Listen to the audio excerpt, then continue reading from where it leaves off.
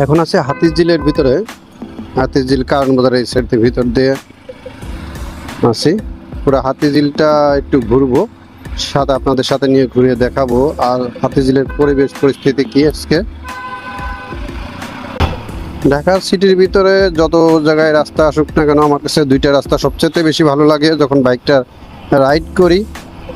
সর্বপ্রথম হচ্ছে হাতিঝিল। হাতিঝিলে আপনার খোলামেলা পরিবেশ, শান্তশিষ্ট পরিবেশ, ওই আবহাওয়াটাই অন্যরকম, বাতাসটা যখন গায়ে লাগে অন্যরকম লাগে, ভালোই লাগে।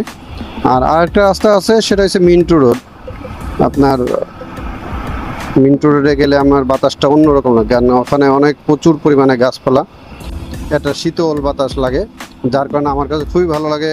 আপনাদের কাছে কার কাছে কীরকম লাগে অবশ্যই কমেন্ট করে জানাবেন এই দুইটা জায়গা। আর এর থেকেও ভালো কোনো জায়গা আছে কিনা জানা থাকলে কমেন্ট করে জানিয়ে দেবেন, ইনশাল্লাহ সেই জায়গায় আমি যাব। কারণ এই সমস্ত রাস্তা আমার রাইড করতে খুবই ভালো লাগে।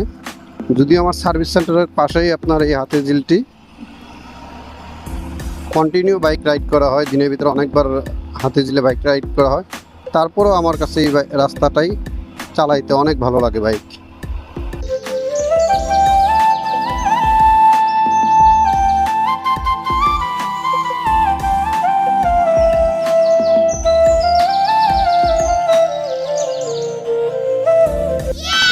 বাইকার্স, আসুন আরেকটি ছোটোখাটো টিপস আপনাদের মাঝে শেয়ার করা যাক।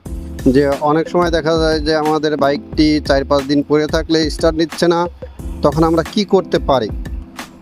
তখন আমরা দেখা যায় যে স্টার্ট নিচ্ছে না, তখন আমরা সর্বপ্রথমে যাদের কার্বোরেটর বাইক আছে তাদের বিষয়টা আগে বলি।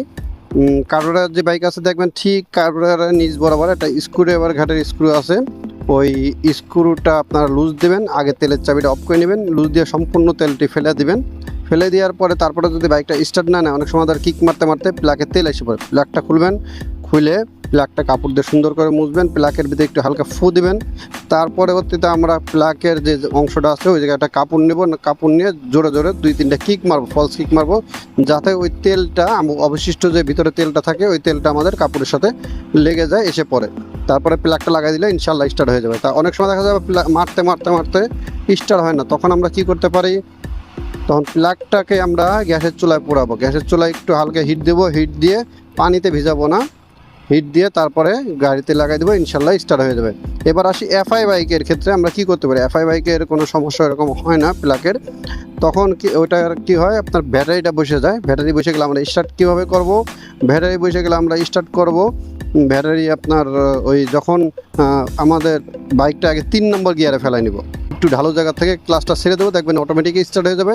যদি না হয় আরেকজনের, যদি আমাদের ওইরকম ব্যবস্থা না থাকে, ঢালু না থাকে, তাহলে আরেকজনের সাহায্য নেব। যখন বাইকটা একটু রানিং হবে তখন ক্লাসটা ছেড়ে দেবেন, দেখবেন এই বাইক অটোমেটিকই স্টার্ট হয়ে যেতে পারে। আরেকটাভাবে স্টার্ট করতে পারেন, সেটা হচ্ছে আপনার ডাবল স্টার্ন দিয়ে আপনার 3 নম্বর গিয়ার ফেলায় পিছনে যে চাক্কাটা আছে জোরে উপর দিকে টান দিবেন, ওটা একটু অনেকের কষ্টসাধ্য হয়ে যায়, অনেকে হাতে ব্যথাও পাইতে পারেন। তো আপনারা এইভাবে যদি পারেন, এইভাবে চেষ্টা করতে পারেন, তাহলে আপনার বাইকটি স্টার্ট হয়ে যাবে কারো সাহায্য ছাড়াই। দেখা যায় রামপুরার এই সাইড দিয়ে মোটামুটি ভালোই আছে গাড়ি ঘোড়া। একটি গাড়ি দেখা যাচ্ছে পুড়িয়ে একবারে রাস্তার মাঝখানে উঠিয়ে রেখে দিছে।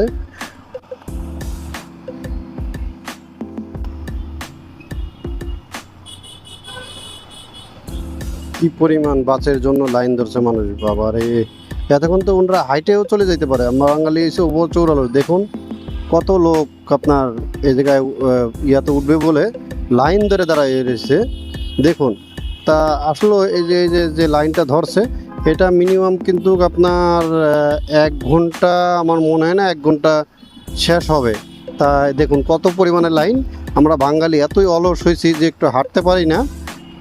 দেখেন 1 ঘন্টা দাঁড়ায় থাকবো, কিন্তু এখান থেকে হাতিঝিলতে কিন্তু হাইটে গেলে, এই সাইড দিয়ে হাইটে গেলে মগবাজার পর্যন্ত যাইতে কিন্তু সর্বোচ্চ লাগবে 10 থেকে 15 মিনিট। দেখেন 1 ঘন্টা দাঁড়ায় থাকবো, কিন্তু আমরা হাঁটতে পারবো না, অলস, প্রচণ্ড অলস আমরা বাঙালি। তা এই জন্য আপনার আসলে কি আর বলবো, অনেকের কিন্তু আমরা যারা ঢাকায় বসবাস করি, বিশেষ করে আমাদের কিন্তু হাঁটা চলা হয় না, সেই সুযোগে তো হাঁটা চলা হয়ে গেল আপনাদের। তো এই জন্য আমরা হাতিঝিলে একটু হাঁটতেই পারি। কত সুন্দর পরিবেশ দেখুন। তো এরকমভাবে সবাই যদি হেঁটে যায়, তাহলে আপনার এতক্ষণ দাঁড়ায় থাকা লাগে?